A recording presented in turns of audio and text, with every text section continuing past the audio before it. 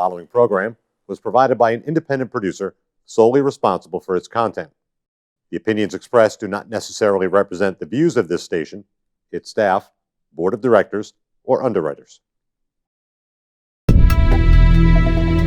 My name is Jasmine, and I am a recovering drug addict.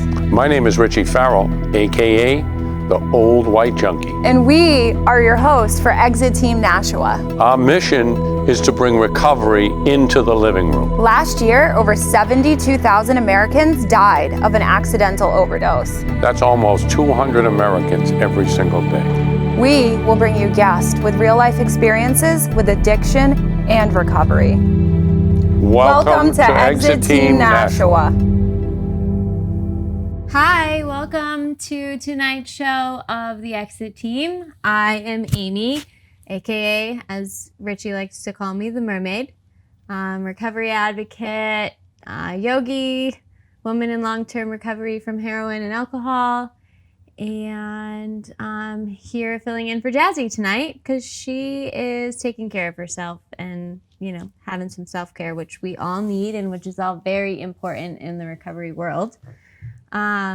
Tonight I have a very, very special guest with me. I'm very honored to have her on as my guest, and we're going to talk about a lot of great stuff tonight about, you know, hopefully sharing some hope about, you know, recovery and what that looks like on the other side. So here tonight is my mother, Marcia Cloutier. She's here. Hello. And I'm very grateful to have her on. And we're going to just talk about, you know, whatever kind of comes up. We're hoping to get some questions in from you guys. And yeah, so you'd like to introduce yourself? Hi, I'm Marcia, Amy's mom. We've had a long road for her in her recovery, but we've finally reached a point where it's amazing. We have a wonderful relationship now, and I'm just happy every day of her sobriety and all she's done to help everybody in the recovery family and her own family. And we are so grateful that she's still alive and with us. Mm. So I guess we'll start out, you know, just like always, I'll just identify a little bit. I am a woman in recovery. My sobriety date is August 5th, 2011. God willing, in a few weeks, I'll have 8 years clean and sober from all mind-altering substances, which is an absolute miracle. You know, about 10 years ago, I was homeless, sleeping on park benches. I was unemployable. I was, you know, unable to maintain any kind of relationships.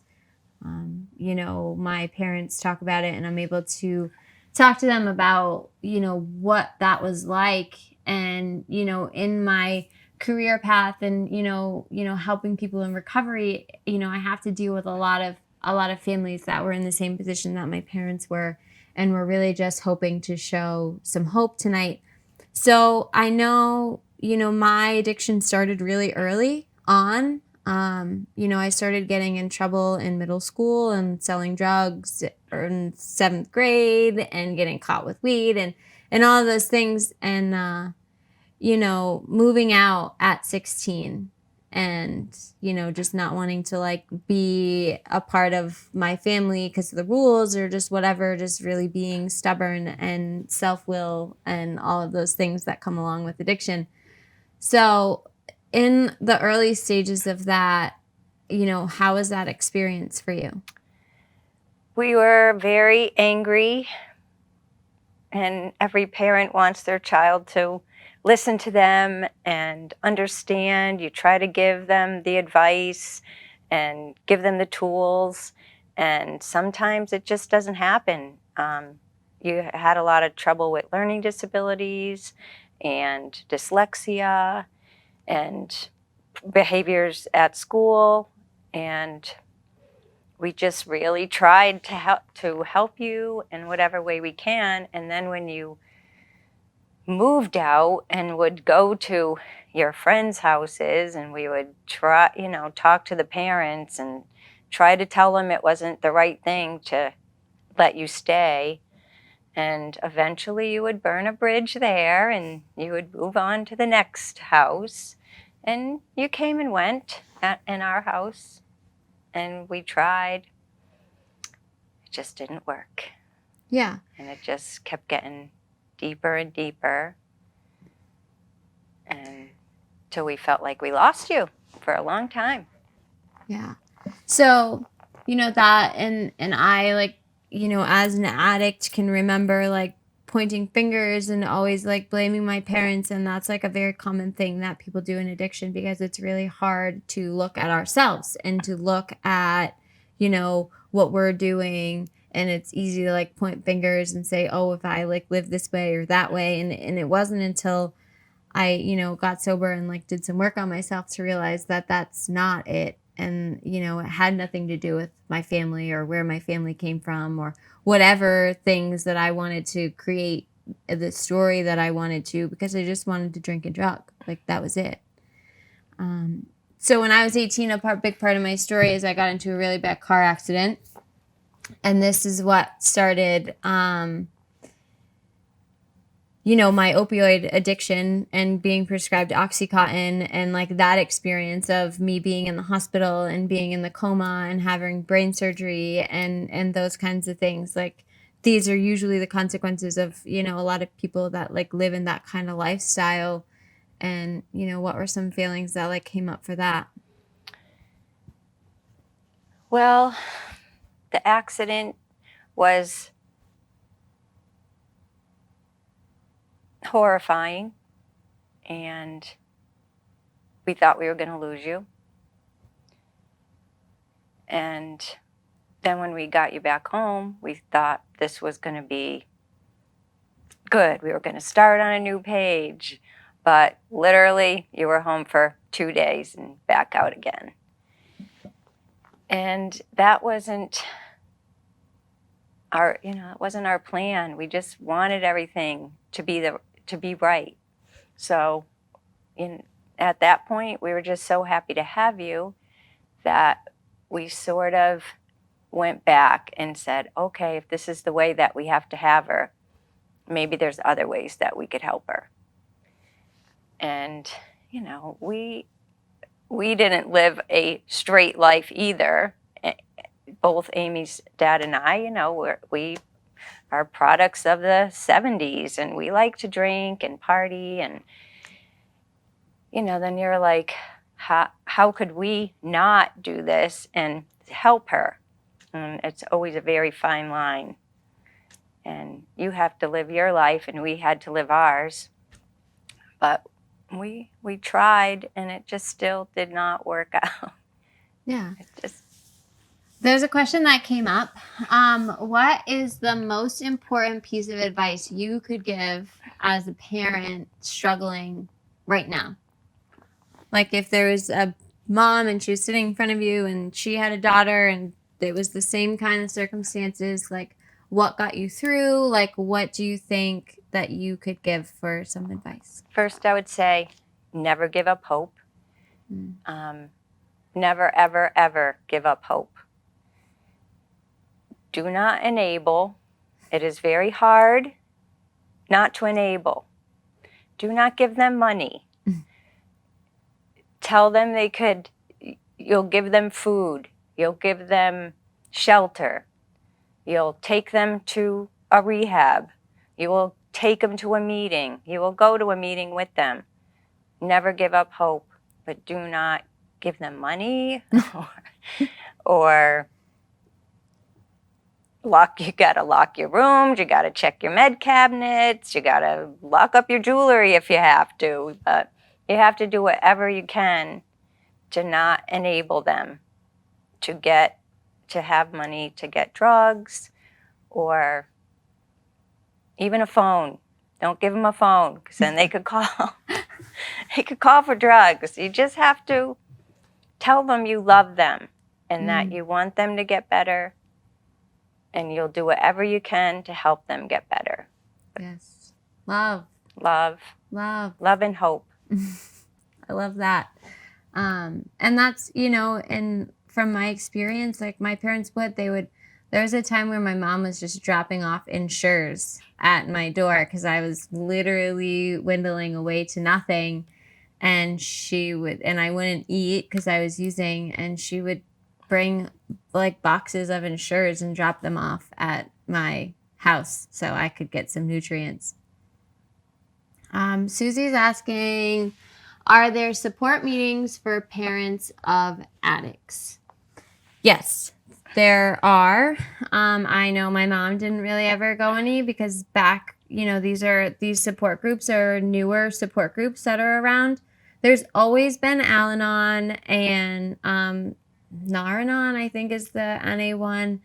There's a lot of local community centers now. Like I know in Nashua, Revive has a family support group.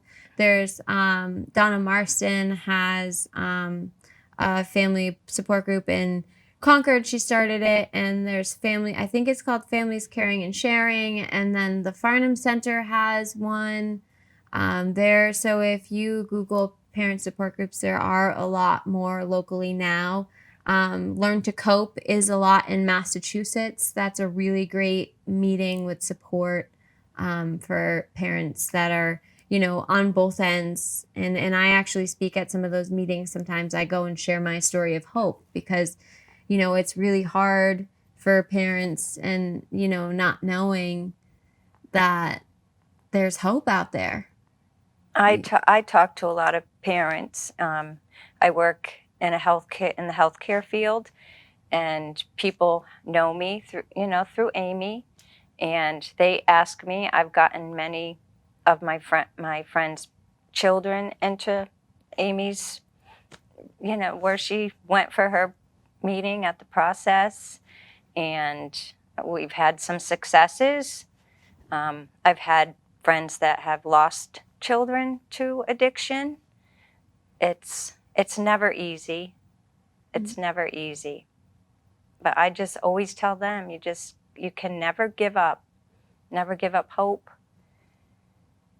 I know, and that is, and I know like in the darker parts of my addiction, and I know like we've talked about this, and having to, and I'm just going to rewind really fast, is that there's a very important message that a lot of people don't understand, and that addiction is one of the only diseases that kill people that don't have it or cause severe harm to people that don't have it. And I know in the depths of my addiction, my mom, from the stress of what I was doing, I was living in different states. I was getting arrested in different states. I was homeless. They would find my purse and they would call and say my ID, and she just never knew where I was. And, my mom got shingles. Yes, the stress gave me shingles on my face. Thank goodness I wasn't scarred. But it's just such a terror. Like, it's a terror for a parent to know that their child is out there, and you might get that call in the middle of the night that they overdosed or that they died, that they're in accidents or shot. Just jail. Amy was arrested in Miami, and we couldn't go to Miami. We didn't know anybody in Miami. And it was 5 days of pure terror, not knowing what was happening. But sometimes when they're in jail or in the hospital, you almost have a relief because you feel like, okay, maybe they're going to be safe for a few days. Mm-hmm. And then when they get out, then you're right back to square one. Mm-hmm. And I just am so happy that Amy reached that point. And it took a lot. I actually had to revive her at one point. She had overdosed and wasn't breathing, and I had to give her mouth to mouth until they got there with the Narcan. And they brought her to the hospital, and she actually left the hospital right then and there, and we had to wait till the next time. Yeah.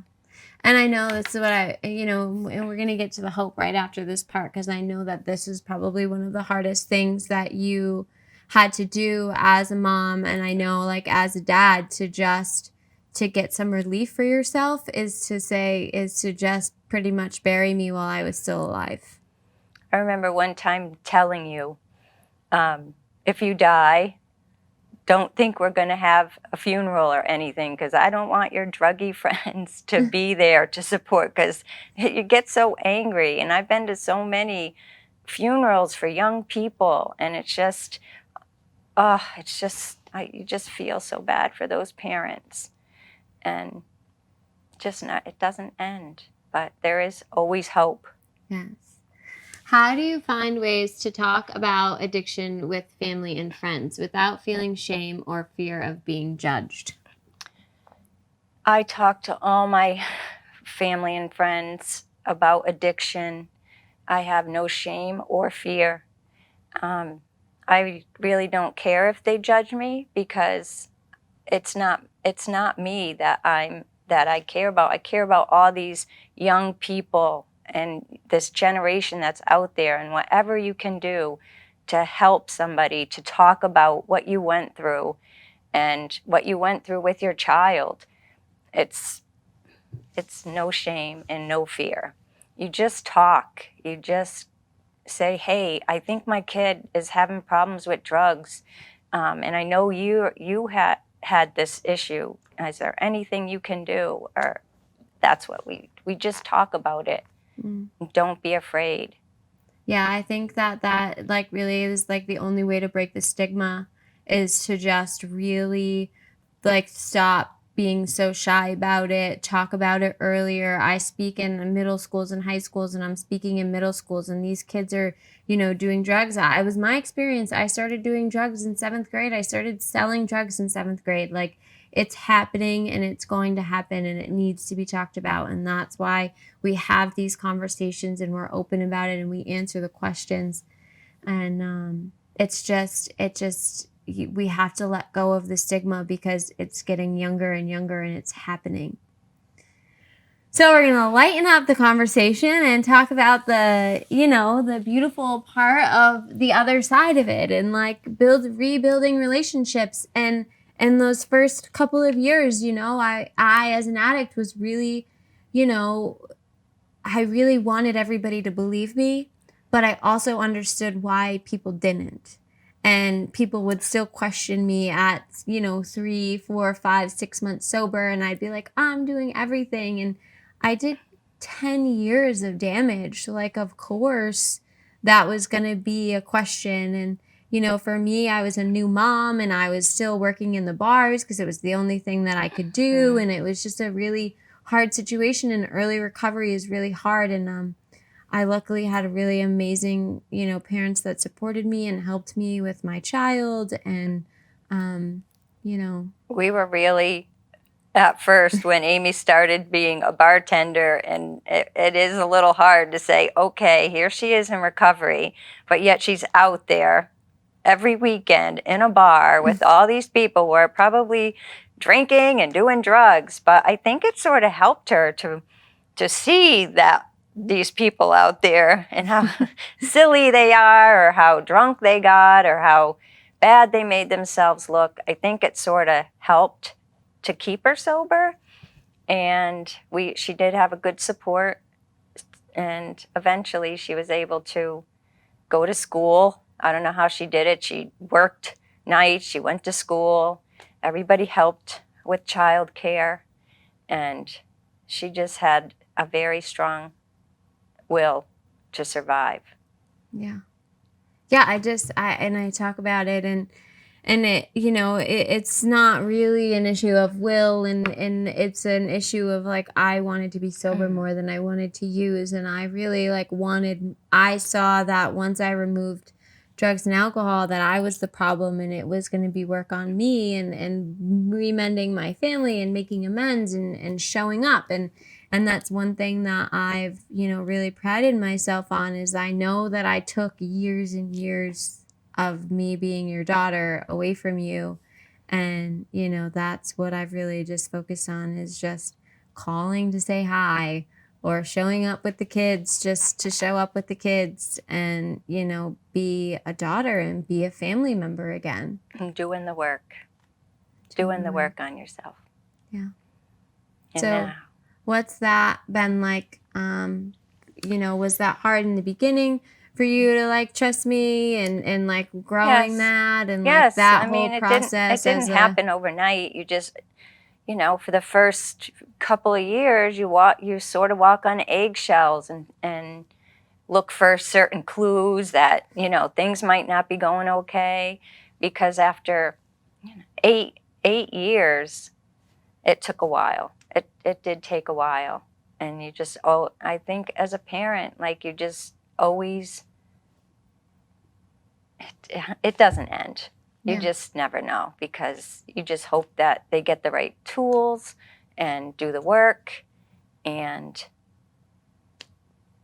hopefully it will never end. You'll always be sober. We got a question. How did you rebuild your mother-daughter relationship?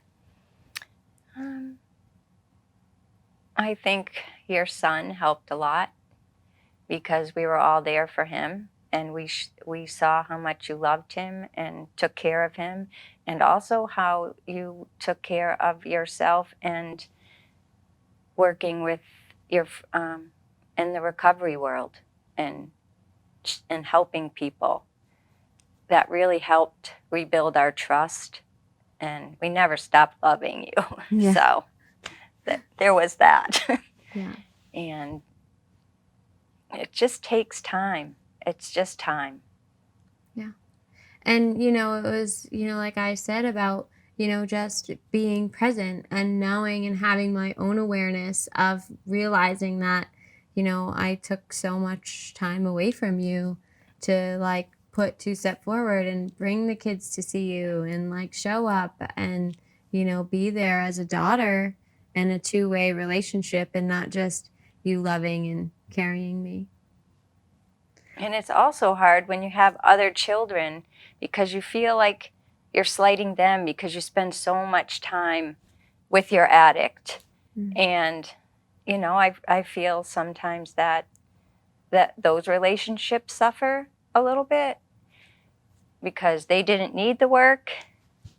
So it's not only, it's the whole family. The whole family suffers a little bit, and you all have to rebuild your way back. It's not just you or me or you and dad, or, you know, it's your brothers and your family. Yeah. It's the whole family. And we just had a really amazing family experience. I got married. I don't know if any of you people that have watched the show before noticed my last name has changed. You know, we got to go as a family, and I found a man who loves me unconditionally, and we had another baby. And, you know, we've been together for 5 years, and, you know, he has just loved me and showed me how to love myself, and my mom loves, my family loves him, and you know, it hasn't always been easy, and I'm not the easiest person to love through all of my craziness. And so we just celebrated my wedding in Greece. It was amazing. It was such a fairy tale, because we've come so far, and we could have lost it all, and then to have Amy be present and sober and have beautiful children and a new beautiful family, it truly was a fairy tale. It's like nothing you could ever imagine, and you can just, it could happen. It could happen to anybody. You just have to have hope and do the work. Yeah. Do the work. It's funny because I had a lot of people, you know, come up to me like at the wedding and the guests and things. And everybody has been saying that to me, that like it's a fairy tale wedding. And, you know, a lot of people that say that just say that because of the pictures or the circumstance that we were blessed enough to get married in Greece and do those things. But for me, it's just on like a whole nother level to know where I came from. And I've, you know, spent many nights on park benches and, you know, homeless and, just like in a very, very dark space, to work as hard as I've worked and to have people build me up and support me through every area and every stage of my life has just made it really, truly a fairy tale. And so that's it. Do you want to say if there was one thing that you could say, maybe a few sentences that you could say to parents out there struggling, or even addicts out there that are watching, about their family and just understanding? So you've heard me say, don't give up hope, but truly, don't give up hope. If you feel like you need to reach out and go to meetings, talk to other parents and see what they did. Get help for you, because it damages you. It makes you not happy. It stresses your body. You need to take care of yourself. You need to take care of your addict in any way that you can. Get them help. There's help out there. Yes. Thanks, Mom. And that is true. And there's many local avenues for help. There's Rise Above in Nashua, which I'm connected with, and the Process Recovery Center. And then there's Revive, is the local community center in Nashua. And there is a local community center in most big cities that have support groups and meetings. And there's AA.org and Al-Anon.org and all kinds of 12-step fellowships. 12-step fellowships saved my life, and I am a firm believer in it, and really just any pathways. In the past few years, I've shifted my spiritual growth, and I'm opening a yoga studio here in the end of September in Manchester. That's my new email address. If you have recovery questions or yoga questions or whatever it is, that's my personal email address. And, I'm really just hoping to, continue to spread the hope and spread the love, and realize that, we don't need to punish. Punish isn't going to work, right? Don't blame yourself. We've got to, keep loving these people up and showing them that no matter how far down you go, you can come back up. You can absolutely come back. There's hope. There's people on both ends of the spectrum that are here and ready to help. Thanks. Thank you. The preceding program was provided by an independent producer solely responsible for its content. The opinions expressed do not necessarily represent the views of this station, its staff, board of directors, or underwriters.